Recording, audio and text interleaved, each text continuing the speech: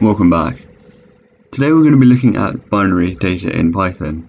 So, after all, computers just handle ones and zeros, and so it's very useful to be able to handle binary data in Python. And there are three main data types that use binary data, and the first one we've seen, and that's a string. And strings are immutable sequences of Unicode code points. The next one is a byte array, and that's a mutable sequence of integers in that range. And you can see for the first one, strings are immutable, but byte arrays are mutable. So you can change the data in a byte array, for example, by deleting some of the bytes. Whereas in strings, you can't do that, but you can still slice them, for example. And bytes is an immutable sequence of integers. And you can see byte arrays and bytes are very similar.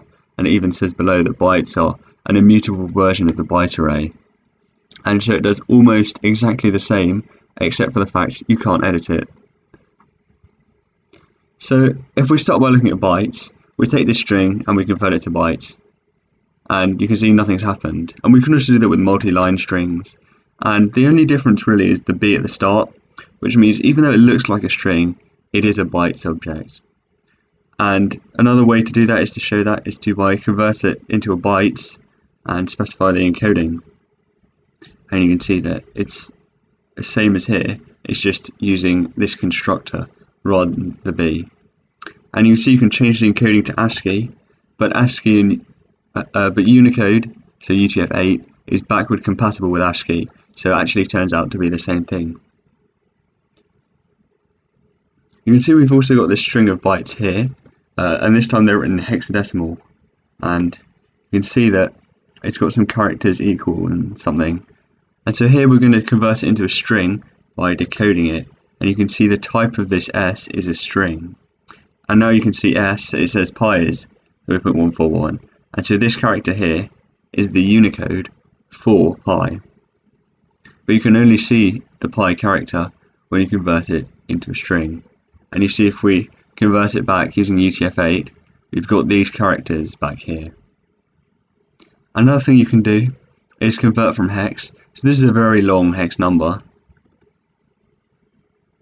And what we want to do is we want to get bytes from hex. And you can see that it's converted it into a byte array. This was a hexadecimal number.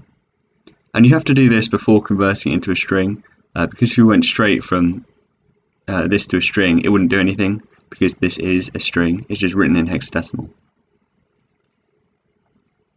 Another thing you can do is you can convert these into their Ascii values. So if we do OR, you see that A is 65 and Z is 122. This is lowercase z. And that's the way Ascii characters work. And then we can convert it back, and you can see here that 65 is A, and so it's gone back, and 66 is B.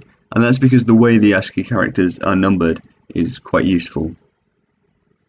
You also see we can have a list, so we can have a list of bytes. And these are all the numbers, and you'll notice they're between 0 and 255 inclusive of all the Ascii values of the letters. And you can see that kind of makes sense because they're kind of around 65 to 122, with the exception of spaces.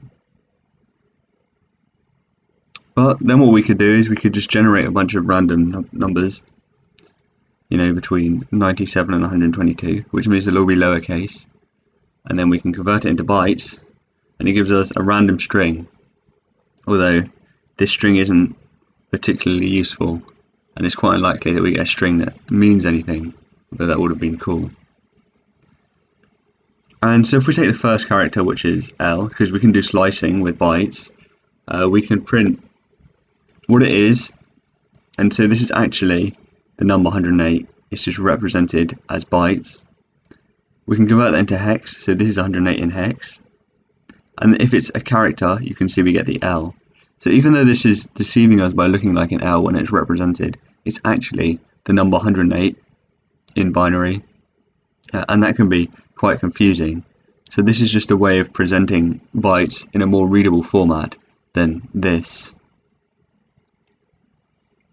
And then the final thing is a byte array. So a byte array, as we've seen, is a list of bytes.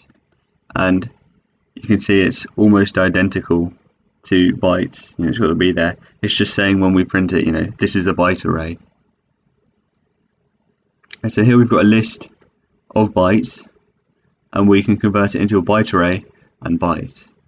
And you'd see in the byte array it says this is binary data from a list of numbers, and in the byte subject it's the same thing. It's just this is a byte array and this is bytes. And if we take the bytes and we delete something, you can see bytes does not support item deletion, and that's because it's immutable.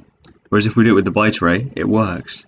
And you can see at the end, in the byte array, it deleted everything after character 19 to say this is binary data, and in the bytes, it didn't work. And with bytes, we could, for example, use the WB function to write bytes to a file, and you could even create your own interpreter or compiler in Python, although that's quite advanced and probably would be worse than most compilers because it would be slower. But you can see there's a lot of power to be done with bytes. If you want to reach image data, that would be bytes. But it's something really useful to be able to do. So hopefully you've enjoyed this video. You're able to work with bytes in the future, and I'll see you again, same time next week. Till then.